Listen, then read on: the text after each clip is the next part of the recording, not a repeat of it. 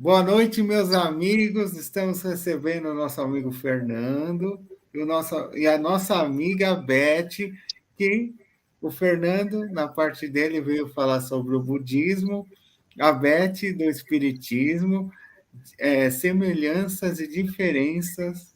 É isso. E eu, queria anunciar 3 palestras aqui na casa, né? A primeira é da minha irmã, que vai ser dia 23/6. Ela vai falar do desenvolvimento da inteligência emocional e espiritual, dia 23/6, 20 horas. Dia 4/7, a minha mãe ela vai fazer o tema livre. Ela quis falar tema livre. E dia 2 de agosto, aniversário da casa, comemoração, vai estar o nosso amigo Nestor, que vai ser o responsável pela tarefa, pela palestra de aniversário, 2 de agosto, 20 horas, junto com a nossa amiga Bia, que vai tocar e cantar. É musical, vai ter musical, e eu convido a todos vocês e muitíssimo obrigado, Fernando, por estar aqui. Muitíssimo obrigado, Beth. E é com vocês. Gratidão.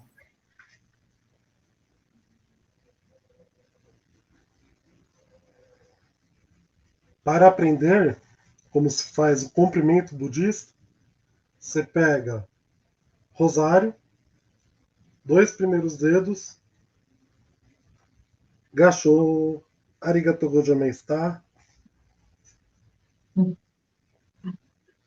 E boa noite, pessoal. Estamos muito felizes de estar aqui.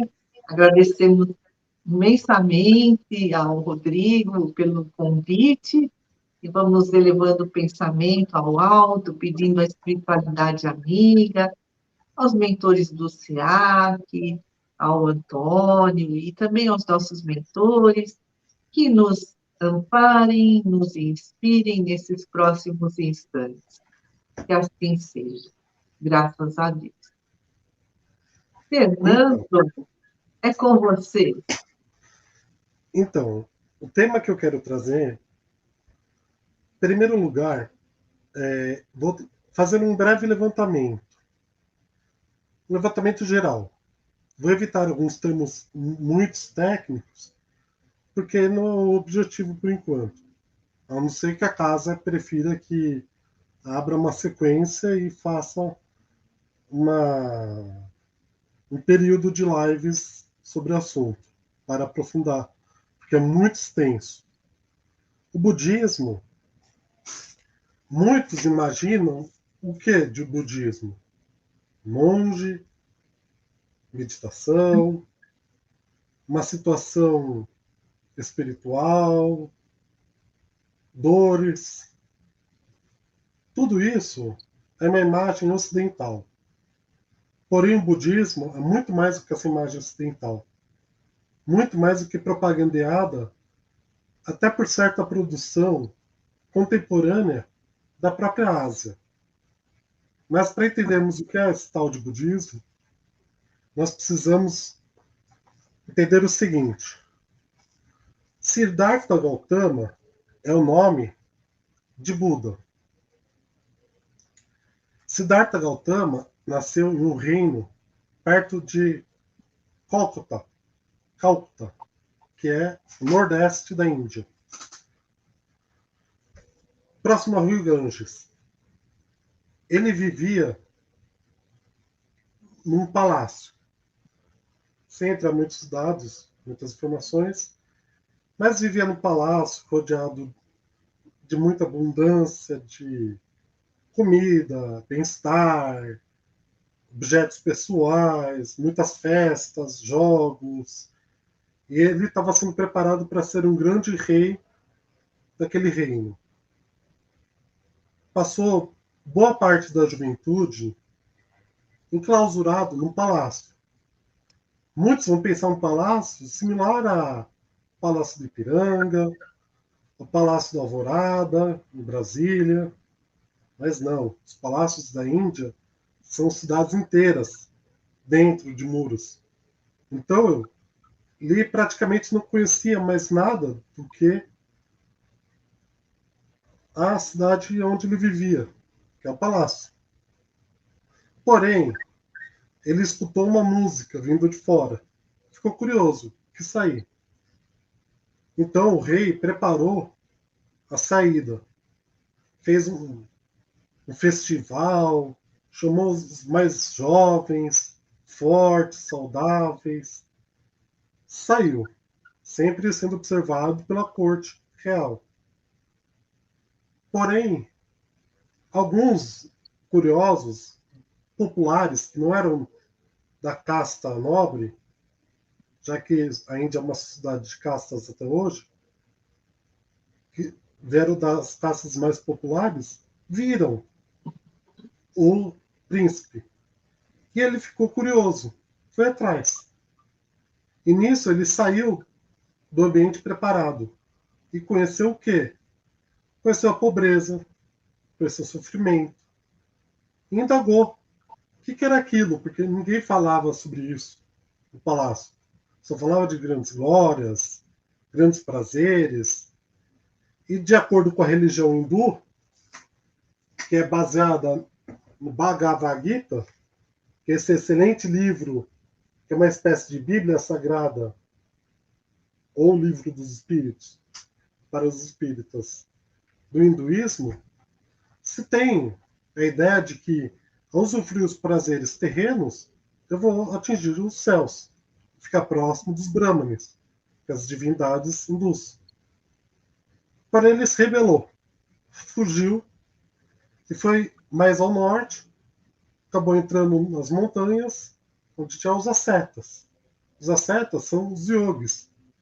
Yogis vem de yoga. Não é essa yoga, muitas vezes, que se vê nas academias de ginástica, de artes marciais, essas clínicas de terapias holísticas, que é só fazer uns exercícios. Não eram práticas ascéticas. Yoga era uma prática ascética da medicina védica.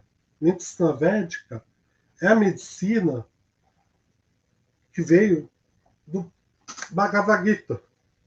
Então, eram as práticas da religião hindu para o bem-estar. Eram as práticas do sacerdócio. E esse sacerdócio, primeiramente aos Brahmanes, depois para Shiva e outras divindades. Porém, antes de vir Siddhartha Gautama, 30 anos antes, tivemos a primeira grande escola reformadora, que é o Jainismo, Mahavira, 30 anos antes, que preparou o terreno para que Siddhartha Gautama tivesse sucesso na empreitada ser uma segunda escola reformadora do pensamento religioso na Índia Antiga. E esse pensamento se enquadra em 583, 483 antes da Era Comum, antes de Cristo.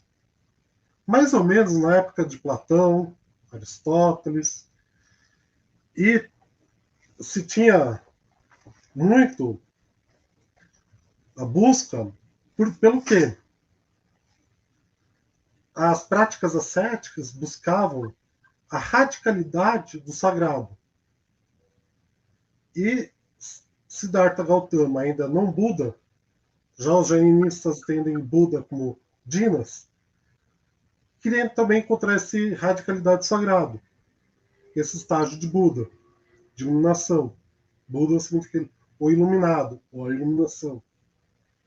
E nisso, na árvore que ele fez a meditação, ele fez uma batalha contra si e contra o mundo. Contra si, contra seus desejos e vontades pessoais, e contra o mundo, contra a cultura vigente, por ser uma escola reformadora. Aí, nisso, mais tarde, um breve parênteses, temos duas grandes escolas na Ásia, Mahayana e Vajrayana. Mahayana, bem que grande, é justamente, primeiro tem que conseguir a iluminação de grande quantidade de pessoas para que eu possa ser alçado à condição de Buda, que é o grande veículo. Já a Vajrayana entende que primeiro eu preciso me atingir o estágio de iluminação, então mais individual, do que coletivo, para que depois eu possa atingir o coletivo.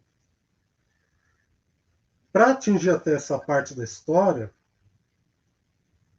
os discípulos de Buda foram escrevendo uma série de textos que é muito similar ao modo da cultura ocidental judaico-cristã, são os evangelhos. Os evangelhos do budismo são sutras. E esses sutras são a busca das 4 nobres verdades. Que, para não perder em termos de categoria técnica, recomendo esse livro, Budismo para Leigos, que é importante para ter uma noção geral, para quem não conhece. Que é, primeiro, o sofrimento, e como podem ver, eu estou me recuperando de resfriado. Então, todos nós sofremos, direto ou indiretamente. Tanto físico quanto mental. Sofrimento, a causa de sofrimento. Budismo tem um entendimento diferente do espiritismo. Enquanto o espiritismo pensa em causa e efeito, o budismo pensa causa, condição, efeito. Toda causa precisa ter uma condição. Se não tem aquela condição, não tem aquela causa, logo não tem aquele efeito.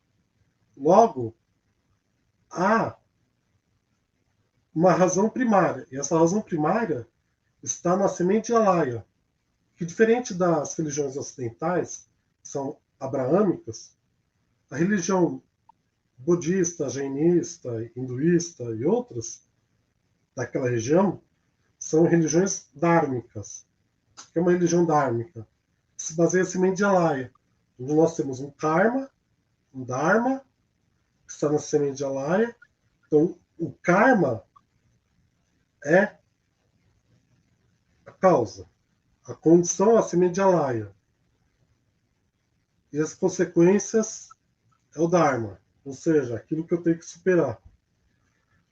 A cessação de sofrimento, que são as práticas ascéticas, no caso de grande parte do budismo asiático, tirando uma exceção que eu vou falar mais tarde, e o caminho que leva à cessação do sofrimento. O caminho que leva à cessação do sofrimento, ele criou muitas diferenças entre o budismo. Porque os sutras, a diferença do que foi realizado depois da patrística na Igreja Católica, na busca de universalidade, o budismo não busca universalidade, apenas é iluminação, através das práticas. Por isso, muitos questionam se é uma religião. Por quê? Porque na Vajrayana, Buda só lutou contra Mara, que é a deusa dos prazeres, e não lutou contra Brahma. Logo, Buda está abaixo de Brahma, ou seja, Buda é abaixo de Deus, para o Vajrayana. Já para o Mahayana, Buda, Buda, além de lutar contra Mara, lutou contra Brahma, logo está acima dos deuses. Então, para a teologia budística, para uma parte da teologia budística, Buda está acima de Deus. Porque se eu chego à iluminação e não tenho mais a Dharma e o Karma, não tem mais essa semente de Alaya, ela foi transmutada em iluminação, então não preciso mais seguir preceitos, porque eu sou o próprio preceito. Então isso já atingiu o estágio acima de Deus, porque eu não preciso mais de deuses para me orientar, porque já me orienta a mim mesmo. Por isso uma religião, uma filosofia muito revolucionária e libertadora nesse sentido, em relação a todas aquelas práticas, entendimentos de castas do hinduísmo.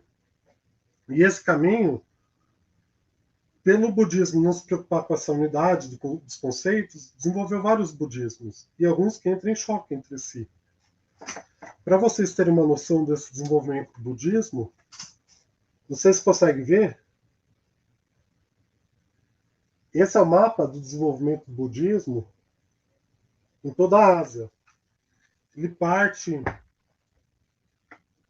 da Índia, grosso modo, vai para a China, recebe contribuições do taoísmo, confucionismo, mas também agrega valor à cultura chinesa. Uma parte passa pela Coreia, absorvendo a religião tradicional coreana, depois vai para o Japão, outra via Busan, outra parte sai direto da China, vai para o Japão. E isso desenvolveu toda uma série de filosofias que buscam a ruptura do ciclo de reencarnação. Não vem a grosso modo, o budismo moderno contemporâneo, que tem budismo que é tão panteísta que nem reencarnação tem como um dos seus princípios. Mas a reencarnação, como se entende no budismo, é diferente da reencarnação como se entende no espiritismo.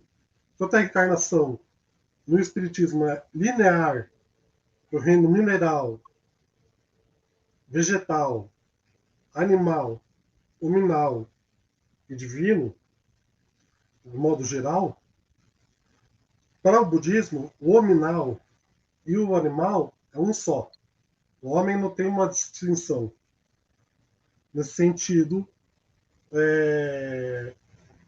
ético, apesar de ter sentido conceitual. É a roda da samsara, que está nessa roda. Nessa roda, ela inicia os animais, e depois seres infernais, espíritos famintos, humanos, deuses e antideuses. Enquanto eu não conseguir a iluminação, o estágio feito em Buda, ou a elevação via salvação, que vou trazer outro aspecto para terminar, não vou conseguir ter essa ruptura dessa roda de samsara, que é da semente Alaya, e conseguir me tornar eterno. Que é muito explorado na filosofia ocidental a Gaia Ciência, a ideia do eterno retorno. É verdade que o budismo acredita que depois que morreu, sim, alguns budismos, o budismo não tem entendimento linear. Você pode ser, como todos os animais são animais, incluindo o humano, você pode nascer humano, depois cachorro, depois gato, depois jacaré, um extraterrestre, depois tanto faz. E quem vai dizer isso é seu Dharma e Karma na semente Alaya. Qual é o seu estágio seguinte, sua experiência necessária para essa rota de samsara? E quem explora isso na filosofia ocidental é a ciência, que é a busca pela felicidade, que é justamente, para que tudo isso? Para que toda essa filosofia? É a busca da felicidade. Essa busca da felicidade é algo que é chamado no japonês Heisei Gojo, propósito do porquê vivemos. Por que você vive? É para comer, para crescer, se desenvolver. Não é só isso. Isso são felicidades momentâneas. Quem explora muito isso nas felicidades momentâneas é o budismo de Nichiren Daishonin, que é desse livrinho aqui, que tem o mantra Myoho Renge Kyo, que é a lei mística do universo, que é para conseguir chegar à felicidade, para uma felicidade relativa. Quando eu preciso de um automóvel, uma promoção na vida, um bem-estar momentâneo, na Myoho Renge Kyo. Mas tem um outro budismo, que é o budismo de Shingon, que é o budismo Jodoshinzo, que é o Namo Amida Butsu.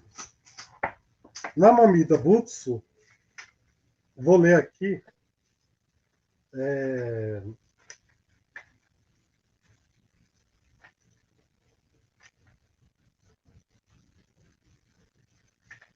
ó, Namo Amida Butsu.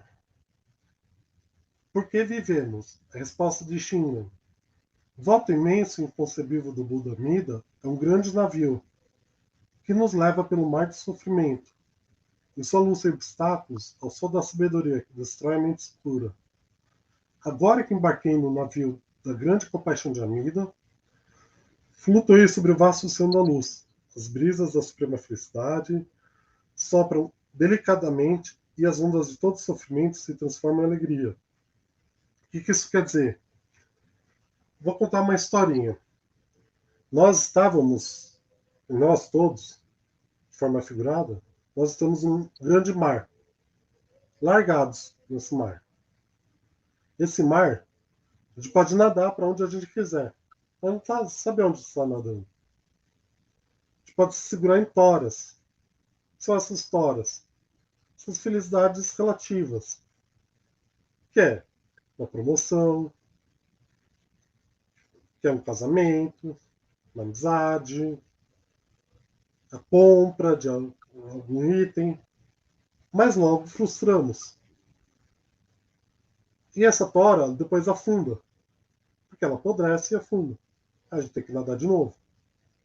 Porém, são ondas de sofrimento que vêm. Estamos bem, de repente uma onda de sofrimento, estamos bem. E esse navio, esse voto, da qual fazemos para que possamos ser salvos pela força de Amida. Para o budismo mais da Ásia continental, há um Buda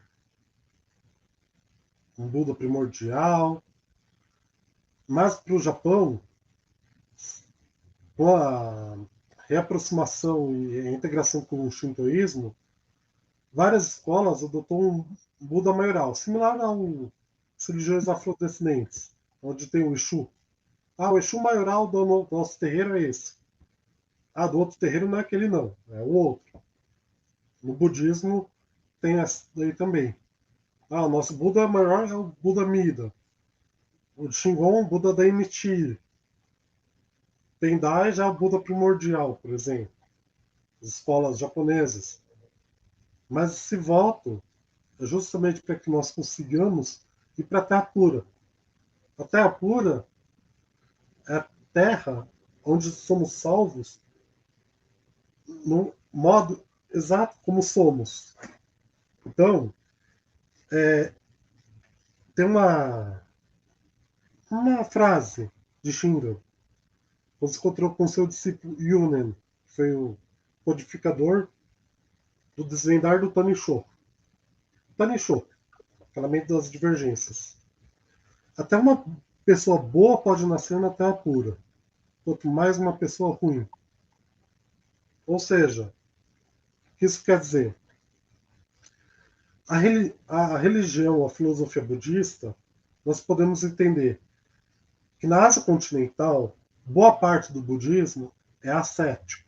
O budismo Shodo. É ascético, suas práticas milenares, tem o grande veículo, que é primeiro salvar, iluminar o todo, para depois o individual. O Vajrayana, que é primeiro individual, para depois o todo. Mas tudo isso dentro de budismo Shodo. No Japão, nós temos o budismo Jodo, que não é ascético, apesar de que tem alguns ritos que vêm via tradição chinesa ascética, que é o budismo Jodo, que é o budismo muito mais salvacionista do que ascético. Isso revela a diversidade interna do budismo. E, assim como se tem diferenças na religião cristã, você fala amém, aleluia, também se tem Nam-myoho Renge Kyo, Namo Amida Butsu, são tudo escolas, para que entendam que são diferentes formas e práticas. Então, sei que são muito mais conteúdo. Então, por exemplo, para que possam entender melhor, recomendo O Porquê Vivemos, do Kentetsu Takamori, Porque Vivemos Dois, Kentetsu Takamori também. Tem aí do budismo Zen, da linha Shodo, Mahayana, que hoje é muito bem conhecido aqui no Ocidente, que é a palavra de sabedoria do Dalai Lama, por exemplo. São diversos meios, diversas formas, mas todos eles, a filosofia é o seguinte: para compilar isso e poder passar para a querida Beth, o budismo é uma filosofia prática, antes que teórica, que busca resolver o sofrimento para atingir ou iluminação ou a salvação, para romper essa roda de samsara, do Dharma e Karma acumulada na semente de Alaya, que é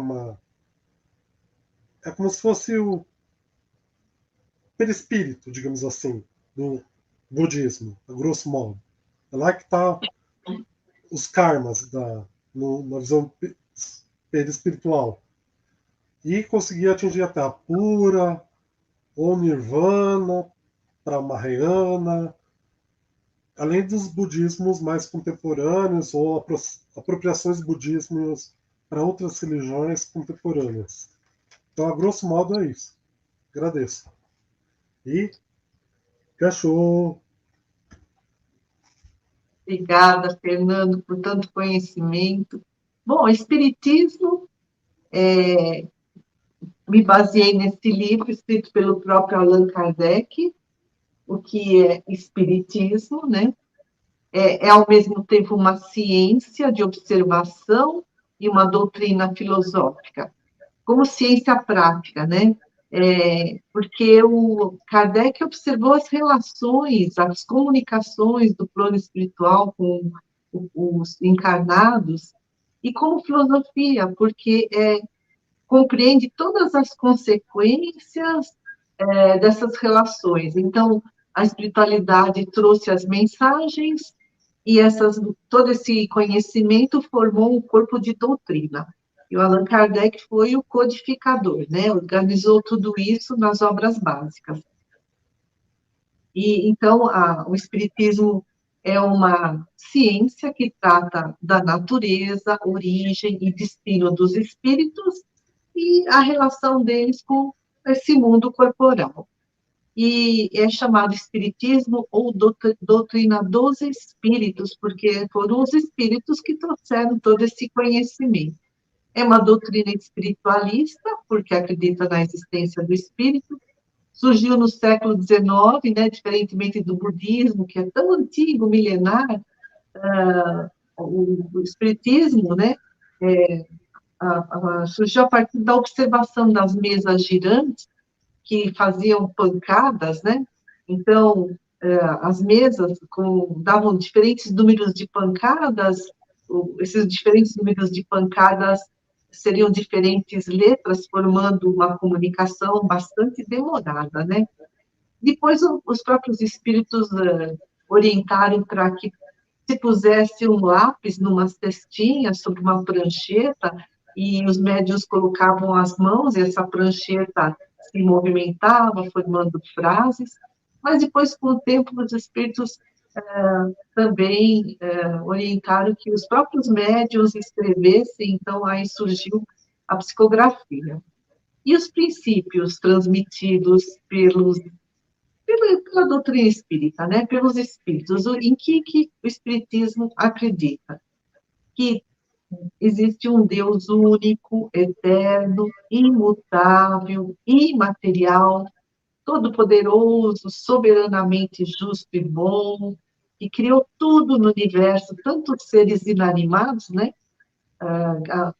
as pedras, e como os seres animados, ou seja, os seres viventes, as plantas, os animais, nós também somos animais, né? E os seres materiais constituem esse mundo visível, né? Esse mundo corporal. Mas existem os seres imateriais, que na verdade, eles também são matéria, mas são feitos de uma matéria muito tênue, muito quintessenciada, e que é invisível a nós.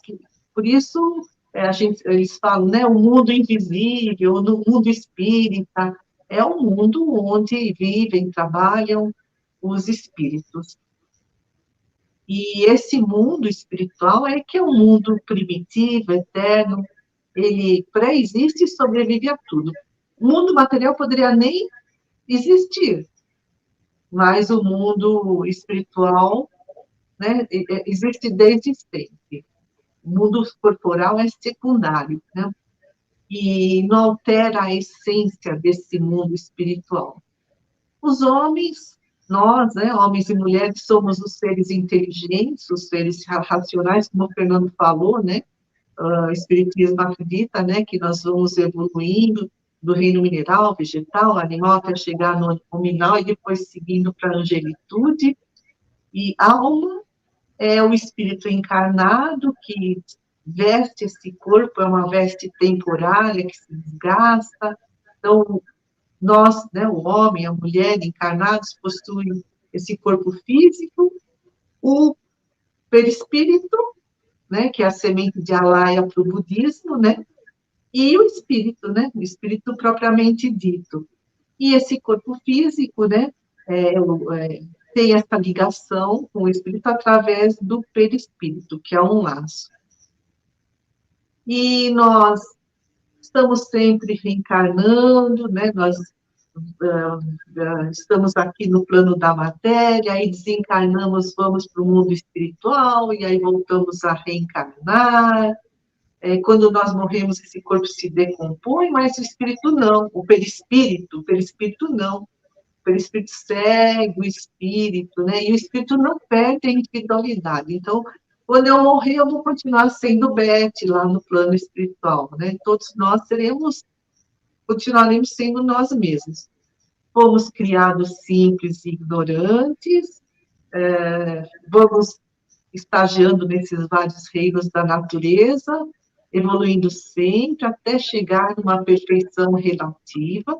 Por isso que em todo o universo existem espíritos mais ou menos evoluídos, espíritos que foram criados antes, espíritos que foram criados depois, mas o espiritismo não acredita na metempsicose como, né, alguns budistas acreditam, né, porque o espiritismo crê que o espírito não retrograda, avança sempre.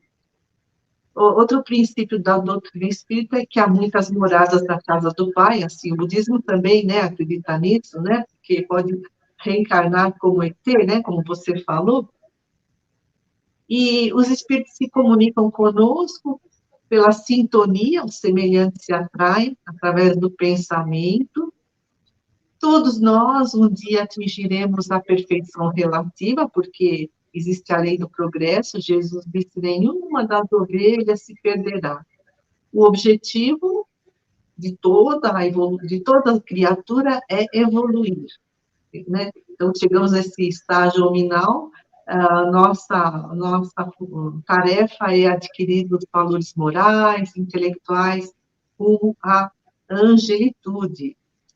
E o Espiritismo retoma o Evangelho de Jesus em sua máxima pureza, por isso que é chamado de a terceira revelação, ou o Consolador prometido por Jesus. Então, é assim, só um en passant, né? De como surgiu o Espiritismo, Fernando contou como surgiu o budismo, e em que o Espiritismo acredita, assim como o budismo, né? As várias escolas de budismo. Então, é aí só uma pinceladinha para a gente ficar curioso e ir atrás de mais conhecimentos, né? Tem tantos livros aí à disposição. Então, vamos fazer uma vibração, pedindo a Deus, a Jesus, que haja muita paz no nosso planeta, que o amor se espalhe entre todos os homens, que haja proteção entre os animais, entre aqueles que sofrem, entre aqueles que estão encarnados ou desencarnados.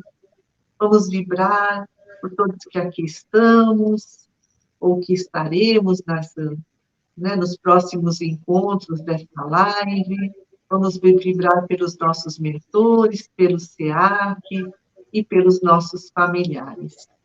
E agradecendo a Jesus, a Deus, por essa oportunidade de aprendizado, por essa maravilhosa casa né, abençoada que é o SEAC, que espalha tanta luz pelas ondas da internet e vai pelo mundo todo, para outros países também.